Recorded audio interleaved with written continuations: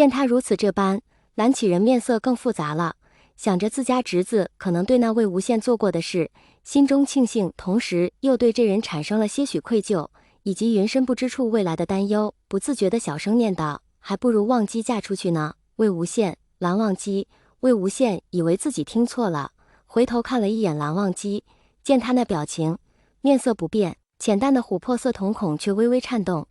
魏无羡点点头，应当是没听错，小心翼翼道：“蓝老先生啊，您方才说啥？”蓝启仁一惊，回过神来，我方才说了何事？魏无羡，蓝忘机不会撒谎，老实道，您说魏婴嫁入云深不知处还？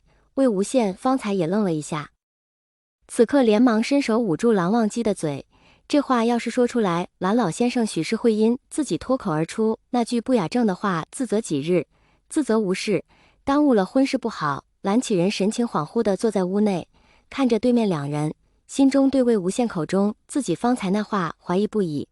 蓝忘机话说到一半被魏无羡堵住，他们蓝氏未曾见过如此无礼之事，惹得蓝启仁一阵皱眉。嫁入云深不知处怎么样？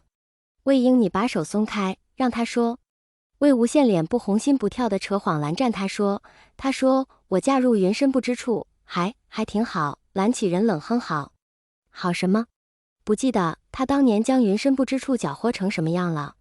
魏无羡小声道：“这话您说的。”蓝启仁看向蓝忘机，颤颤巍巍道：“我说的。”有些心疼他叔父的蓝忘机，魏无羡几步又挪到蓝忘机身前，将人挡住，笃定道：“不错，就是您说的。”于是直到三人进屋面对面静坐将近1个时辰，喝了将近2壶茶水，才堪堪再度回神，眨眼，尽力忽略方才自己说过的话，道：“你们2人如何了？”魏无羡不知他为何如此问，答道：“特别好。”蓝忘机也疑惑着，不知他叔父问的哪方面。很好。蓝启仁手一顿，看向魏无羡：“你还好？”魏无羡被问得更迷惑了，试探道：“我还好。”想了想，猜测蓝启仁可能想到前几日他亲眼目睹的自己被蓝忘机砸了腰之事，心下了然，道：“我已经没事了。”已经没事了。蓝启仁手习惯性地放在自己脸下1寸的山羊胡上，听这话，还是曾经发生过什么吧？江澄与其他宗主应酬一番，又特意放慢了脚步，心中期待到10几人已将事情谈妥，自己只需拽着魏无羡争取下能否将嫁换成娶便好。谁知到了地方，发现几人坐在那里，气氛甚是诡异，似乎并未有自己想象的那么顺利。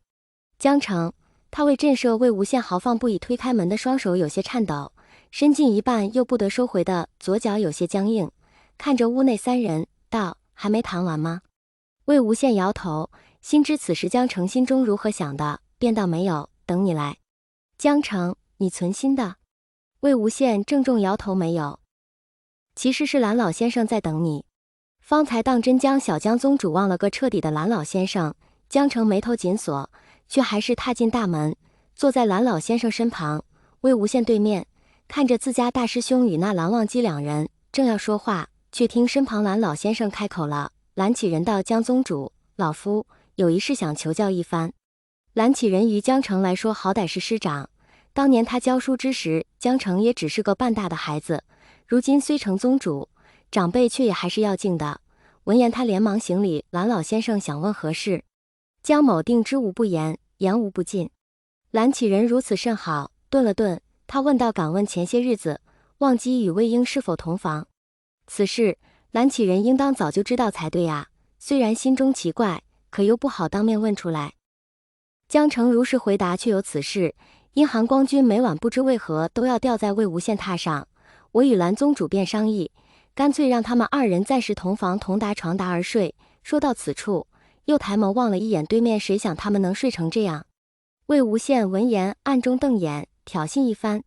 蓝启仁沉默许久，再到那魏婴，前段日子身子可有不适？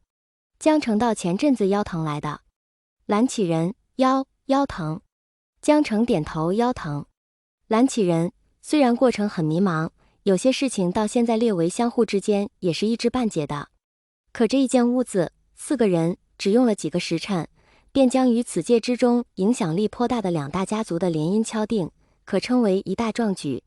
因2人之事，蓝忘机领了几遍家规，因掉下来一事不可捉摸，魏无羡也不能与他分开。